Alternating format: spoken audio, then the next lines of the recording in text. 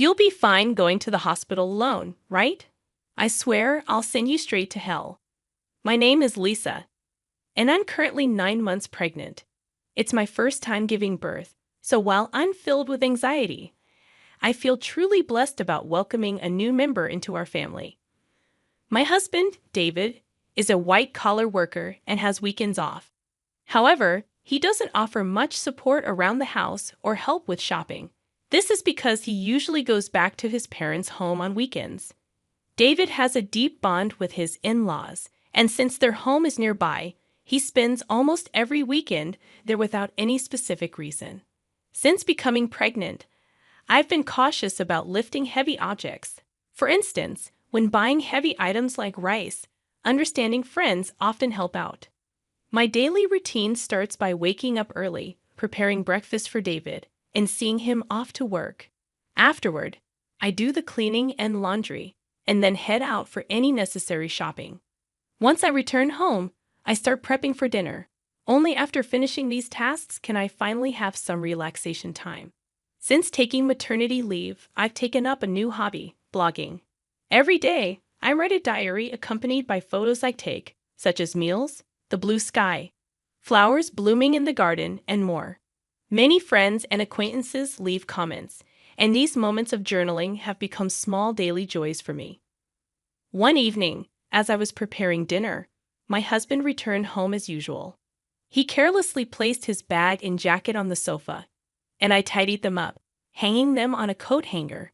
"Welcome back. I made hamburgers for dinner. I'm going to take a bath," I said.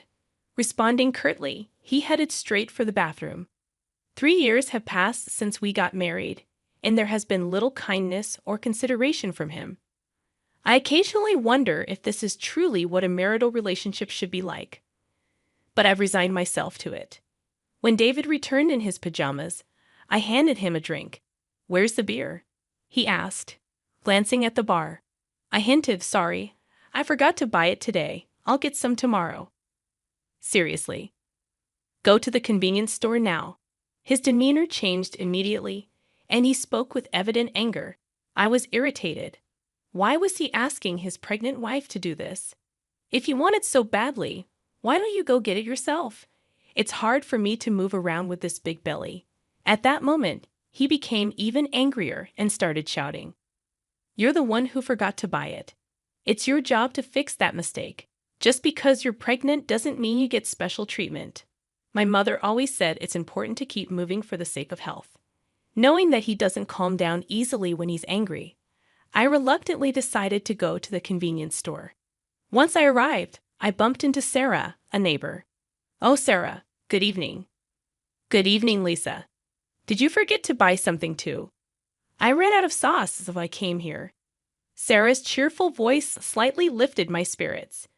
"My husband really wanted beer, and he told me to buy it. Why didn't he just go himself?" "That's what I said, but it didn't get through to him." "It sounds like you're having a tough time, Lisa."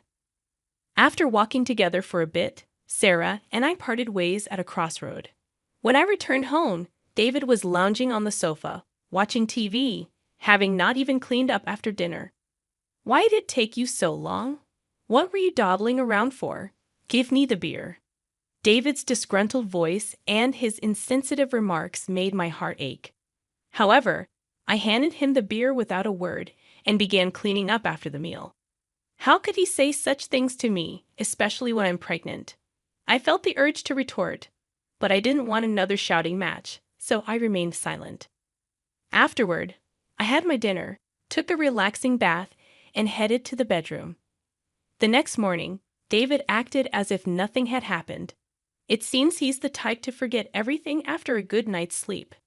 However, I couldn't forget his words from the previous night, and I consciously ignored him. "Why are you making that face so early in the morning? Don't take it out on me. I'm heading to work now, so be a bit considerate. You know the importance of appreciation, right?" Due to what he said, I was filled with the urge to retort, "That applies to you, doesn't it?" But out of shock and disbelief, all I could do was sigh deeply and see him off. "Be careful, right? I won't eat dinner tonight. See you." Without any explanation, David left in a hurry. After seeing him off, I took care of household chores and went shopping as usual.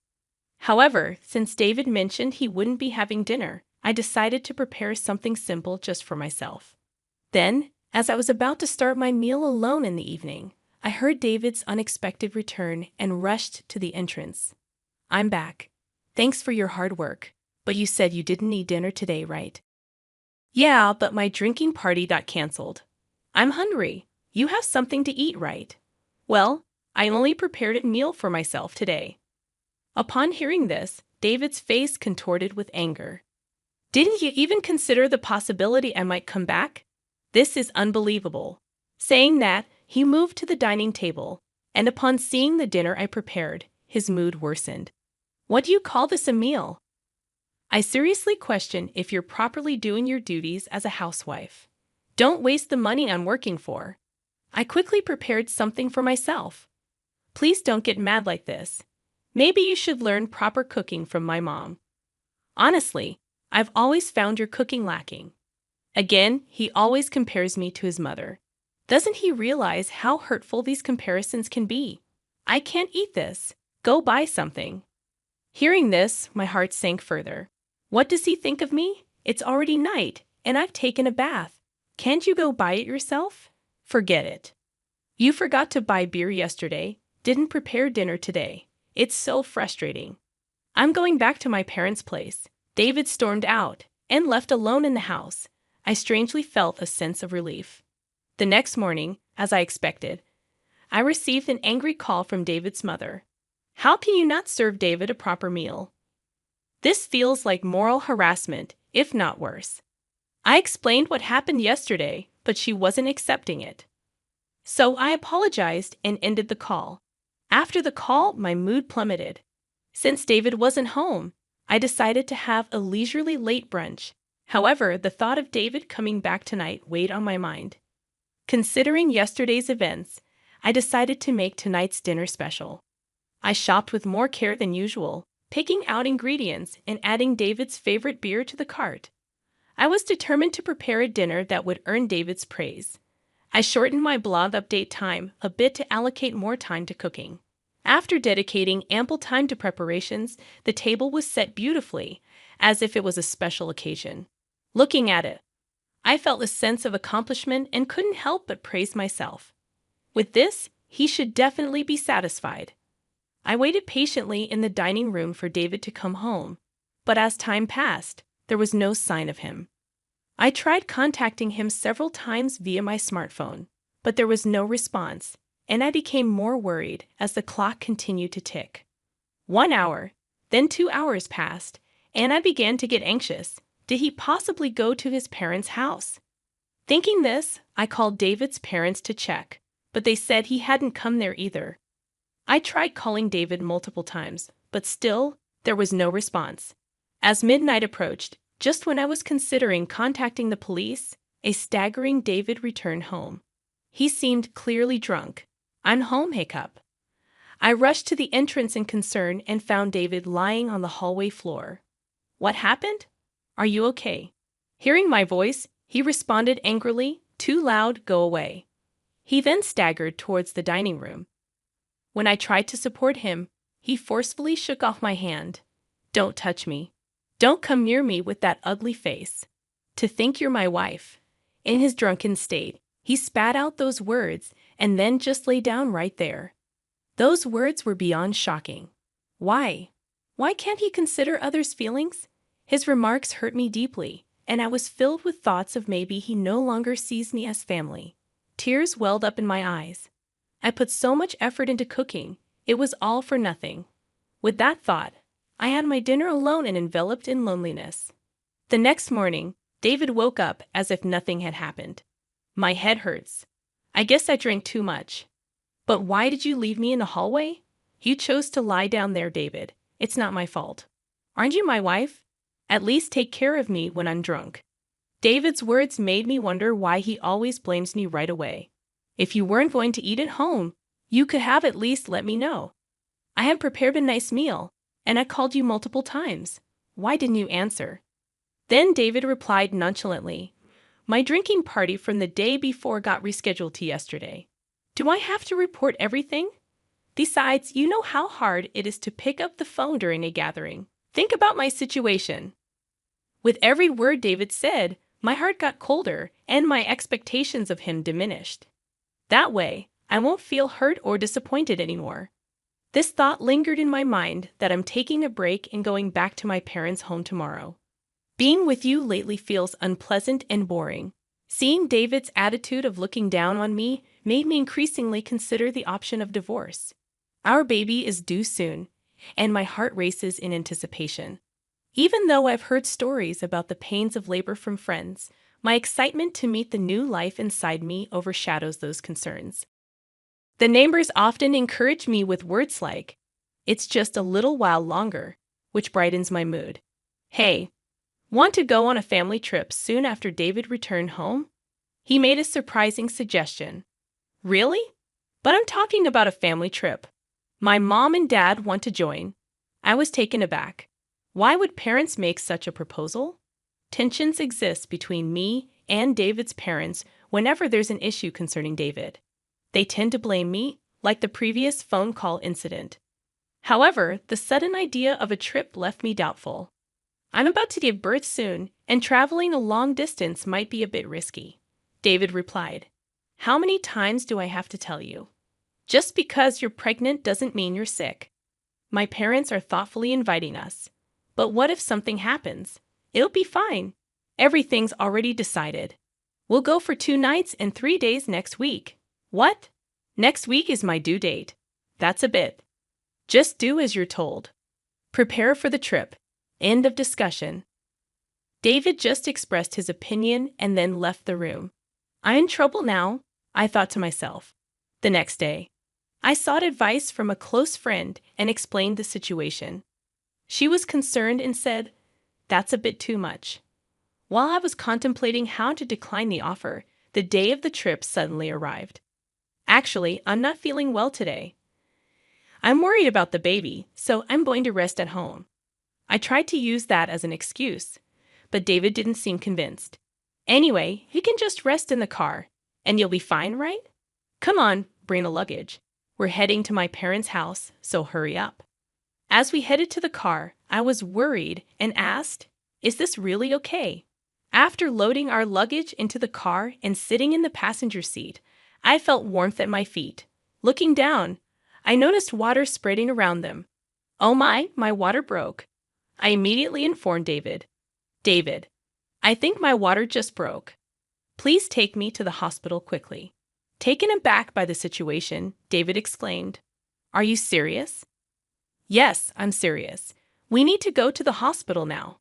The baby might be coming." While trying to clean up the water with a towel in the car, David suddenly opened the passenger door. "David, what are you doing? We need to go to the hospital. Get out, you're going to make a mess in the car." I was in complete shock. "What are you saying?" I said, "Get out. I need to clean the car." Then David forcefully pulled me out of the car. In this unbelievable situation, David said, "I can't believe this. We were supposed to be on a family trip. Just go to the hospital by yourself." I was too shocked to say anything as I called out to David, "Wait, how can you leave me here like this?" He drove away, leaving me behind. Feeling overwhelmed, I quickly dialed for an ambulance. When someone approached, asking, "Lisa, are you okay?" It was Sarah, looking concerned. Sarah immediately recognized my predicament and arranged for a special taxi, comforting me throughout. Grateful for her kindness, tears streamed down my face. Soon after, I safely arrived at the hospital, thanks to Sarah's help. On the way, she held my hand and cheered me up, staying by my side until I was taken to my room. While being transferred, I made a silent vow. I will make him pay for this. Even as labor pains grew, Sarah kept holding my hand. Furthermore, she contacted my parents, who soon arrived at the hospital and looked deeply concerned. Sarah whispered to them, "There's something I want to discuss." The 3 then left the room. As the labor pains intensified, my smartphone vibrated from a corner of the room. "Who is it?" I asked, and my parents responded with David's name. They looked displeased, but I took the call anyway. As soon as I answered, I heard a panicky David, "Help me." However, I was in no state or mood to converse with him and promptly ended the call. Despite my parents turning off my phone, David continued to send messages. As labor intensified, I was finally moved to the delivery room. After enduring the pain for some time, I finally heard my baby's cries. Exhausted, I saw my parents and Sarah standing before me with warm smiles. Relieved, I closed my eyes and rested. When I woke up after a few hours of sleep, I found myself lying in the hospital bed. Rubbing my eyes, I noticed my parents sitting next to me, their faces filled with concern. "Are you okay?" My mother asked gently, still feeling the weight of exhaustion. I couldn't muster the energy to sit up, while my father looked teary-eyed. My mother consoled him, saying, "The postpartum period can be exhausting." Witnessing this heartwarming scene, a smile formed on my face. "How's the baby?" I inquired. My parents informed me that the baby was undergoing some tests but would be back in the room soon. However, I noticed Sarah wasn't present. Responding to my unspoken question, my mother remarked, "Sarah left a little while ago." Thinking about how things might have turned out had Sarah not been there, a feeling of gratitude settled over me. I made a promise with my parents that after being discharged, I would visit Sarah to express my gratitude. Turning on my smartphone to inform my friends about the birth, I was met with an overwhelming number of missed calls, mostly from David. The sheer number left me momentarily stunned, but I felt no hope or expectation from his calls. So I closed the notifications without hesitation. One of my friends visited the hospital room to congratulate me on the birth. As she rejoiced and extended her genuine wishes, I opened up about the recent incidents with David. After hearing the story, she expressed both shock and anger, half-jokingly saying she'd like to punish him a bit. But she also emphasized that my health and rest were paramount, chatted with me for a while, and then left. My parents, already briefed by Sarah about the whole episode, asked, "What are you planning to do next?" I shared my thoughts about my relationship with David and told my parents I'm considering divorce. They respected my decision and provided their support. Upon my discharge, I planned to stay at my parents' house, where they had prepared a room for me.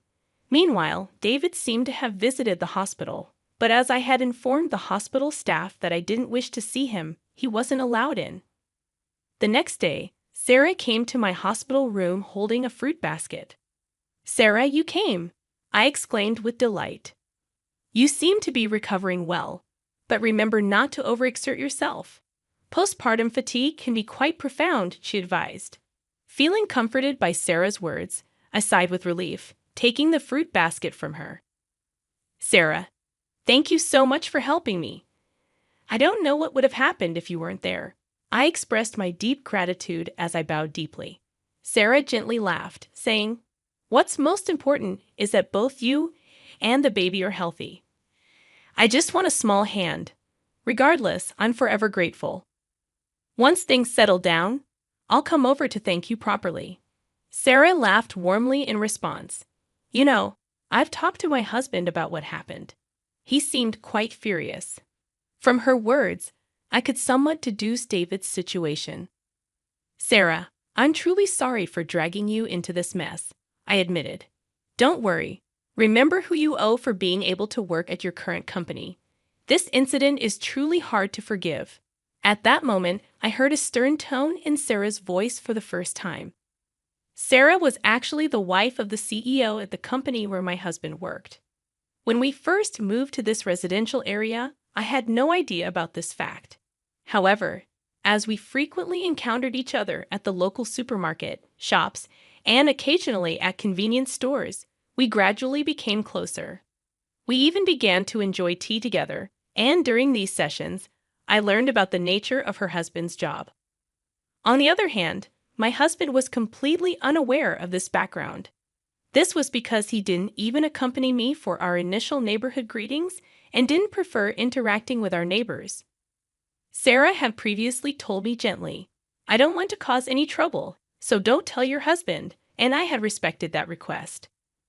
Knowing that I was pregnant and still being forced to endure my husband's unreasonable behavior, Sarah had several times suggested, "Should I talk to my husband about this?" However, I had always declined, not wanting to trouble her. But with this recent incident, perhaps even Sarah reached her limit. That's why my husband kept calling Sarah. "I really can't thank you enough for everything." Sarah's strong words made me realize how fortunate I was to have someone who'd go to such lengths for me. I couldn't help but tear up. Seeing my reaction, Sarah once again gave me a warm smile. "Lisa, you're a dear friend to me.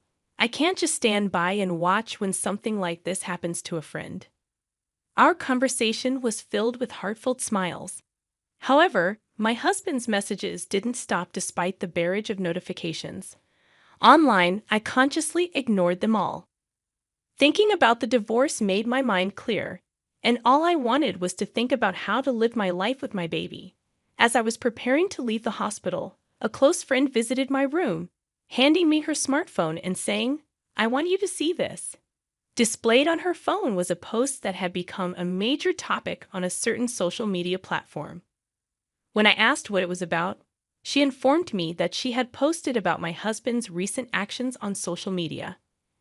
My friend had a significant influence on social media with a massive follower count. One day, she received a reply to one of her posts.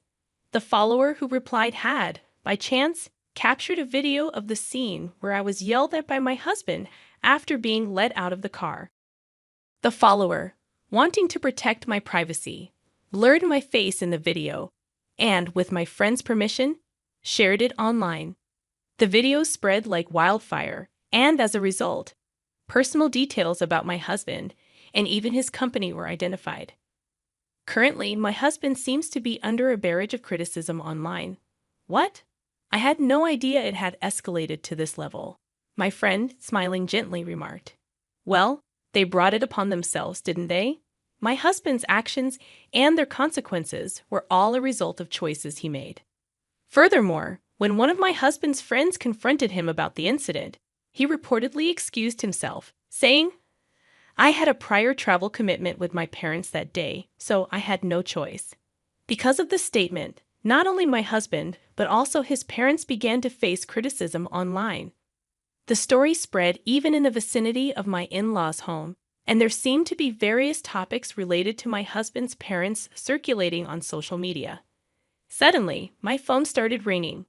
When I checked the screen, it was a call from my mother-in-law. "That's for my mother-in-law." My friend, eyeing the screen of my phone with interest, suggested, "Why don't you pick up and give her a piece of your mind?"